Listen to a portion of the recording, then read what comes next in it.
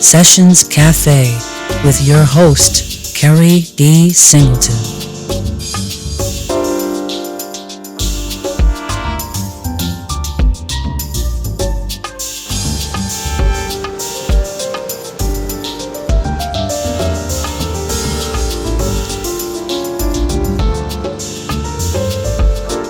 Ladies and gentlemen, welcome to Sessions Cafe. I'm your host, Keri D. Singleton, and today we have a special guest here on the show, all the way from Queens, New York. We have a lot of guests from Queens.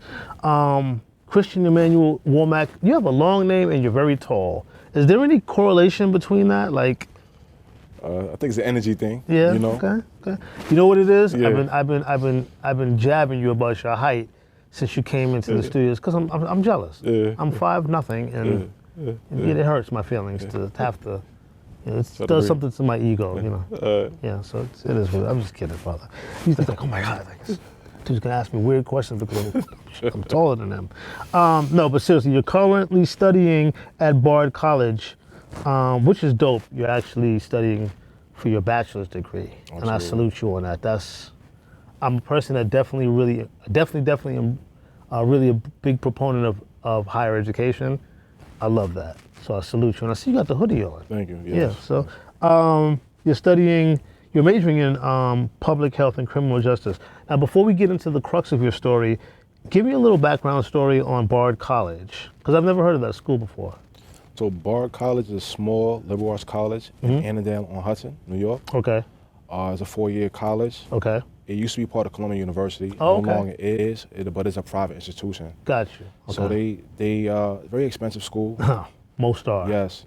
And they offer education to people on the street. Bard College is known for their rigorous education. One of the things that they're kind of known for is their senior project. Your senior year of your college experience, you have to write an independent research project, a senior thesis. And usually that's something that's required at the master's degree level, so it gets a lot of respect for the senior project and the rigorousness of education. They have an initiative in which they deliver education to underserved populations. Such as people in prison. So they operate out of 4 different correctional facilities in the state of New York. Oh, wow. Yes. I didn't even know that New York State still had college options in prison. Yes, so surprisingly, I didn't know that. The colleges that operate in prison are ones usually that have private donors. Okay. A lot of people don't know is that part of the 2020 stimulus package, Trump reinstated second chance Pell Grants for individuals to go to school while in prison. Wow. Yeah, so college and prison has been popping up around the country after 2020, after the stimulus bill. Because it definitely was a fading thing. Yeah, I feel like the prison industrial complex was trying to just lean more towards punitive, the punitive direction. Absolutely. Instead of college. So I'm glad to hear that. So you're studying public health. Why public health? So public health is broad. And while I was going to school, I wanted to get my foot into something that was a little more concrete. I found that sometime in prison, they push students to social science, and you don't really get a hard skill out of that. Right. So I wanted to get a hard skill. Right. So I leaned a little bit more into like biostatistics and things of that nature. Okay. And there's a sector within public health that's called the social determinants of health. Okay. And that's dealing with gun violence, sort of like behavioral health, things of that nature, things that really do impact the communities where we're from, where I'm from, And I feel like I can take a hard skill back to my community. That's not necessarily like being like a caseworker. Right. I wanted to have an impact on a systemic scale. Right. So that's why I pursue public health. So we've piggybacked and touched on and dibbled and dabbled about the criminal justice component. That is also another area that you're studying for your bachelor's degree. But there's a reason that you're focusing on criminal justice. It's personal. Absolutely. 17 years in prison. You spent starting at 15 years old. And then at age 21, you graduated, I mean, that's what some people call it, to an adult 15-year sentence in New York State. Can you talk to me about what that experience was like for you going into the correctional system at age 15? It was actually sort of normal, unfortunately, at that time. The way that I thought, it was a rite of passage. It was, when I was coming up, it was something I was spoke about so commonly, casually. Yeah. And individuals cycling in and out of prison, you see the guy in the summertime with the tank top, he just came home. Right. It was a sort of mysticism surrounding it. Right. And so when I, sort of was doing, I take accountability for my actions. Mm-hmm. I was doing a lot of wrong. At that age, I was misguided. And when I found myself in those situations, yes, it was the wake up call, because it wasn't what I thought it was gonna be. Well, let me stop you. I'm assuming at 15, you went into the juvenile system first. Okay. Yes, I went to Spofford while Spofford was still open. Okay, so Spofford, for those that don't know, is a juvenile detention center. It was in the Bronx. It was in the Bronx, right. West Point area. Yeah. Yes. That was like an intake center. I went there, spent some time there. Just really rough things for youth to go through. And how would you compare the Spofford experience to the adult state experience? Was it just like another step up, or was it drastically different? Was it like a huge difference when you had to go to state prison for adults? I think it was a huge difference, because when you're in the juvenile system, this is where a lot of the abuse comes from, but you are heavily... Yes, there's what kind of... Oh, there's staff abuse. There's definitely staff abuse in there. Because, I'm 6'7". Yeah. The young big guy. Yeah. And there's a lot of young big guys in there. They was trying to keep a handle on us. Yeah. In there. Yeah. So it's a lot of staff abuse, and of course we in there fighting and stuff like that. Right. But we are heavily supervised at that age. Right. It's a lot more resources that go into watching us. Right. That's true, because you're still juveniles. Right. Right. Yes. So although things get a little crazy, there's always a stopping point. When I sort of went to state prison, one of the first things that hit me, I'll never forget, I was 17 when I actually went to Sing Sing, my first time in state prison. Wow. And they told me where I was going to. I went up to the cell. I didn't know it was going to be two of us in there. I was double bunked, right? And this guy I was 17, they got me in this guy, he's like 300 pounds, Hispanic dude, he had a champion hoodie on, he looking real intimidating in there. And he stopped me to the cell. They said, all right, here you go. Open the door. And I thought I was going to have some time to move in. They know, get all your bags in there. You figure all that stuff out, where to put everything once you get in there. Yeah. And they closed the door, and they walked away. And whole new ball game. Yeah, I was like, that's it. Right. There is no transition period. There is no 17 years old at Sing Sing. Yeah, there's no orientation or anything like that. This is what it is. It's what it is. Wow. You're 17 years old, facing a 15-year sentence. Aside from whatever you might have been experiencing hands-on, right? What was the emotional, what were you thinking at 17 years old? I got 15 years to do here. I want to clarify real quick. So at the age of 15, I was incarcerated. And I ended up graduating from the juvenile system to the state system. Right. I was released from that case. Okay. After 4.5 years. Okay. After 4.5 years, I went to my community, and I was only home for 18 months before I was rearrested. Oh, it was a different Yes, I was rearrested, correct. yes. Okay. And off that, I was sentenced to 15 years. So what was? So I was 21. Oh, you was 21 years old. Okay. Yes. So when I stand corrected, brother. So when you were 21 years old, still though very young. You weren't a teenager, but I mean you were barely an adult. 21 years old, and you're in a cell. How do you comprehend that you have 15 years? Because 15 years to a 50-year-old is a long time, but to a 21-year-old, that's lights out. I didn't really know how to comprehend it. I was very angry. And the only thing I could really well, there's a few things I can recall, but one thing that stands out to me about that time is I had an obsession with time and age. So I would go up to somebody, I would do the calculations, and I'd be like, all right, I'm gonna be 35 when I come home. So I'll find somebody, I'd be like, hey, how old are you, man? They'd be like, yo, I'm 30. I'm like, all right, you know, I'm looking at them, sizing them up, and I go find somebody else. Yeah, how old are you, man? Yeah, I'm 35. And I'd be like, oh, okay. That's the only frame of reference I had of trying to understand. How so what were you assessing? How that person moved, how that person lived, how that person thought?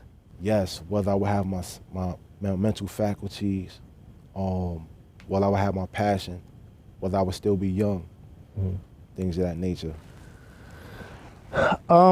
Chasing validation, lack of discipline, decision-making flaws. What do those terms mean to you, Chris? So they mean it's a cultural thing, right? I found myself when I was younger, you know, I was part of a lot of things that I didn't have the full picture of. Such as? Gangs, part of gangs, and before the official gangs, I was part of like the little street cliques. So I'm just following everybody. We got our name, we got our handshake, we hang out over here. Right. I don't see that as gang activity, you know? Yeah, these are just your boys. Yeah, just the boys. Yeah, yeah. And then your boys know some other boys. You know, and before you know it, you know, when I first got incarcerated, I didn't know that I was part of a larger organization. Right. You know, I had to come to terms with that and understanding that, hey, these people that I barely know are supposed to be my brothers. Right. Right? And so these people don't mean me well. Exactly. I'm in prison and I did a lot of, you know, not so great things. Right. In the name of being loyal to people who I didn't even know. Yeah. You know? And it wasn't till, you know, I realized like, okay, I started figuring out like the politics, and I'm realizing these dudes ain't really trying to go home. Right, right. You know, and I realized these dudes ain't really trying to go home. Yeah. You know, I'll talk about it a little more. When I started going to school in the inside, I started making this. I kind of stumbled into school. Yeah. Well. Yeah. We got more to go. Okay, we got more to go, yeah. man. I'm almost mesmerized by the conversation. But we're gonna take a quick break, and we're gonna be back right after this.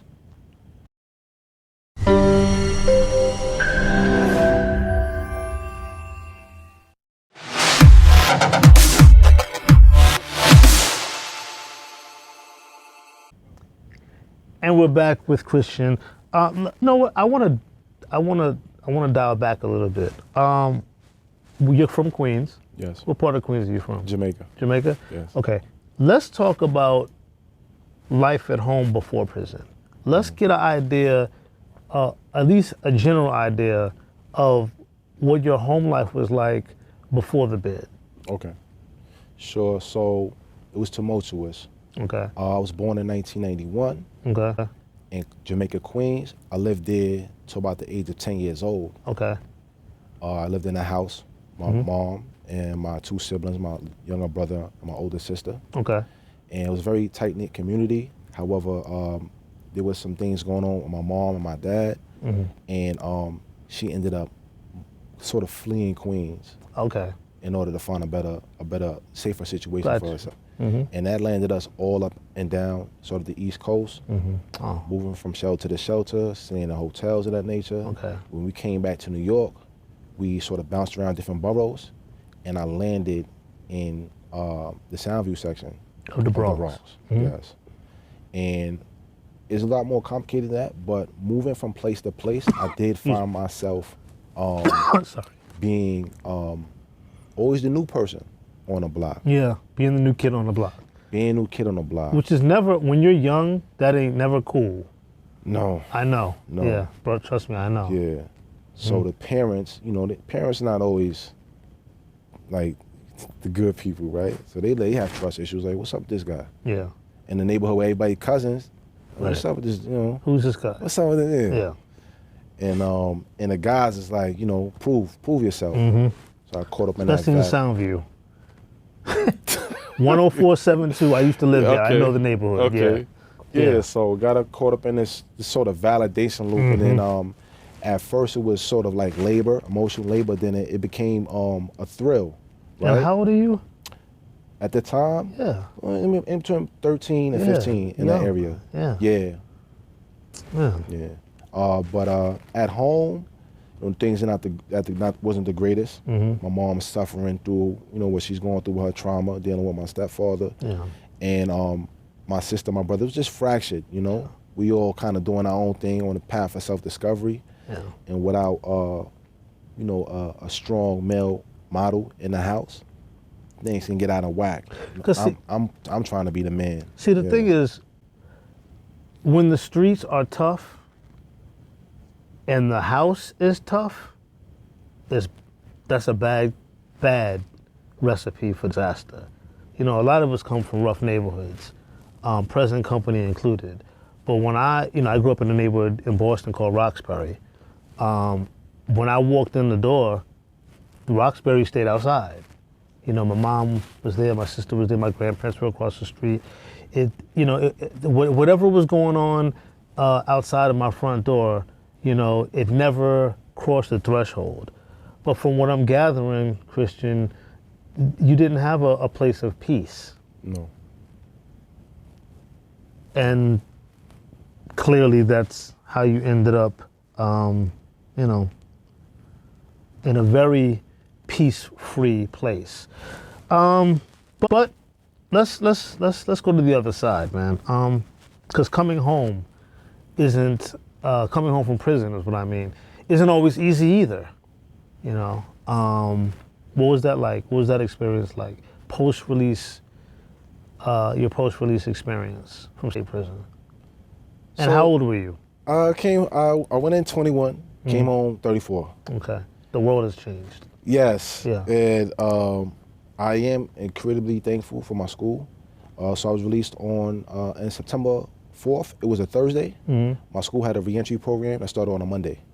Okay. In which they was paying me about $500 a week just to learn about digital literacy, build resume, network, digital mental health awareness. Now, I need to be clear. Did you start going to school while you were still behind the wall? Yes. Okay. And when you got out, you continued? Yes. Okay. Excellent. Yes. Excellent. Okay. Yes. And they for 6 weeks, they carried me.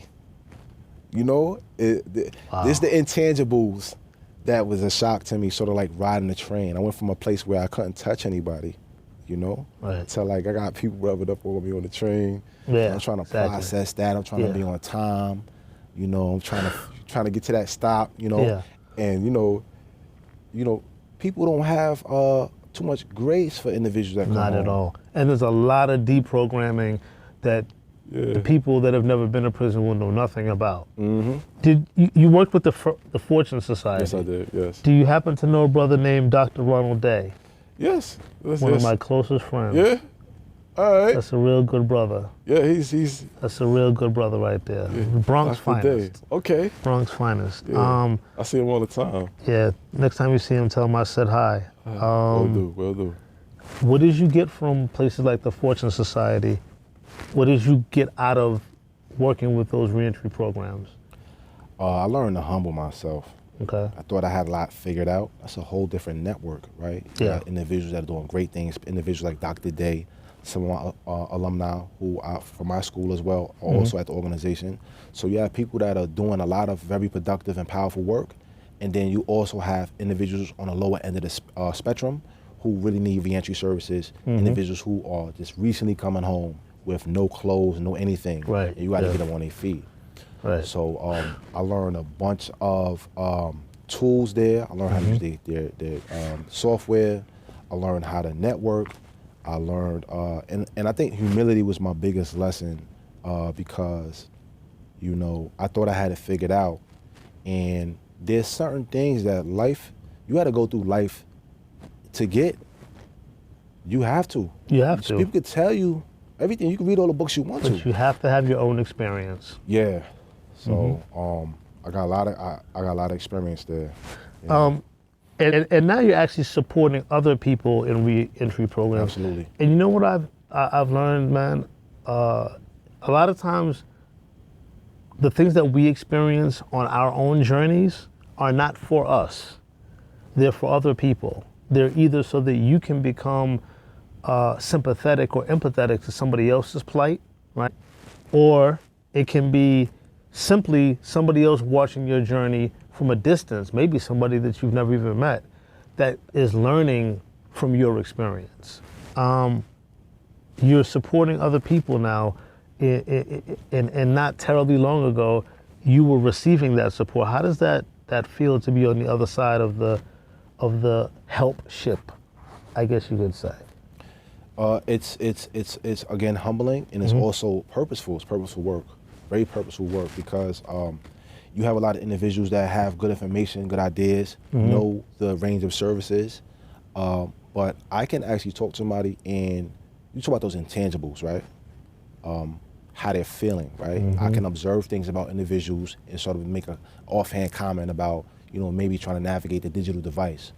Right. Right. Wow. And people are quiet about a lot of the nuances about why they're not progressing. Right. So I can ask somebody, I check in with things that are beyond sort of like the scope of what people generally think of. The obvious. Yeah, like beyond the obvious. Like, hey, what's going on? I sent you an email, you never got back to me, right? Oh no, I was going to. You gotta make sure you're on top of that. Let's pull your phone out, let's talk about it. Right? Let me show you how you got that resume right now. Right. The email, you trying to look through that email. Let me show you how to go ahead and upload that to Google Drive and how to access that and stuff like that.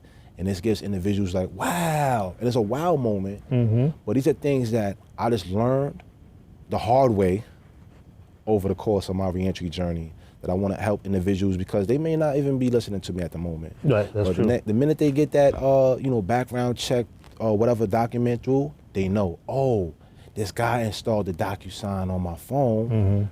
He showed me how to do it. It's some familiarity there. Just click on, and and they know, they got my number, they got my information. You can reach out to me. I want to be the first point of contact for individuals. Yeah.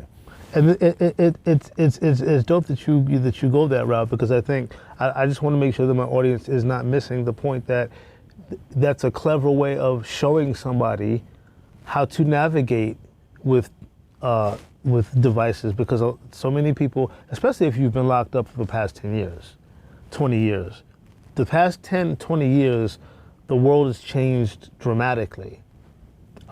We depend completely on social devices, absolutely, on mobile devices, and a lot of people just might be ashamed to admit that they don't know how to send an email, that they don't know how to upload something to Google Drive. So I appreciate the fact that you, knowing that, have enough grace to be able to educate a person without them having to divulge their own ignorance to a particular subject. So that's important. A lot of people don't want to come out from a situation like that and have a spotlight over their forehead that says, I don't know how to do this, or I don't know how to do that. Man, that's important. And you've gotten a lot of certificates and accommodations for your work and for your ability to give back to the community. What are some of the things that some of the awards that you've received? So I received Look at the smile on your face, yeah. It's good. It's important. It's important, brother. When you get it, it's like, I got certain things, I'm like, oh, I didn't know I get a certificate for this, right? Yeah. I was just trying to be in tune with the community. Right. I was trying to just give back and just be present for individuals, you know what I mean? Because one thing I didn't get inside was too many listening ears that really cared. So I was in those spaces. Just to answer your question, I got a Google Applied Digital Literacy Skills Certificate. Congratulations. That means that I know the ins and outs of, the whole Google suite. Well, I don't, so I might need to speak to you, brother. Yeah. And so Google suite, we got a cognitive behavioral intervention training. That's dealing with emotional intelligence, essentially, learning how to step back, process information. And that's good for somebody that's coming home, because that's good for somebody that's never been in jail. Yes. Yeah. But yes, yeah. That's good for everybody. Sure. I see it every day. I be like, wow, man. I see people that need to take that. Yeah. But of course, alcohol, substance abuse training, aggressor replacement training. I did a lot of these things, and I go to therapy. Right? Okay. Yes, everybody should. Everybody should. Hey. Yeah. Been there, done that. Yep. Yeah. I love the fact that Christian, that you're being celebrated because you deserve it. Thank you. The feeling of being celebrated after being condemned for so many years is can't be understated, and I love it for you. I love it for you. We got about a minute left. This show be going by way too fast. It does. Be going by too fast. But in less than a minute, how would you summarize your journey and your future goals? So my journey right now is I'm a work in progress. I'm not somebody that has it all figured out. I've learned some things along the way, and I'm at a point now in my life where I just move with ease. You know, I'm more interested in human connections than a particular outcome. Yeah, that's dope. And that's important because for someone like myself who hasn't really been home and been interacting in these spaces, I don't really have the context to strive for something too far out, right? I just want to be in the journey and enjoy my time home. Okay. Continue my bachelor's degree. I'll graduate next month. Congratulations. Yes, I'll graduate next month. Absolutely. And from there, I'm going to think about grad school. I want to make sure it's fulfilling work. And some of my interests right now are, of course, mental health, housing, which seems like a little far out, but housing is important, and just being more of a positive person in my community and a positive role model for my peers as well.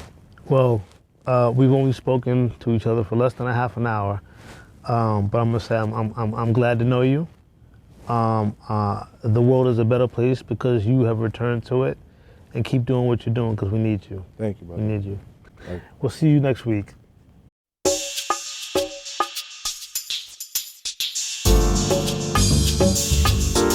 Sessions Cafe with your host, Keri D. Singleton.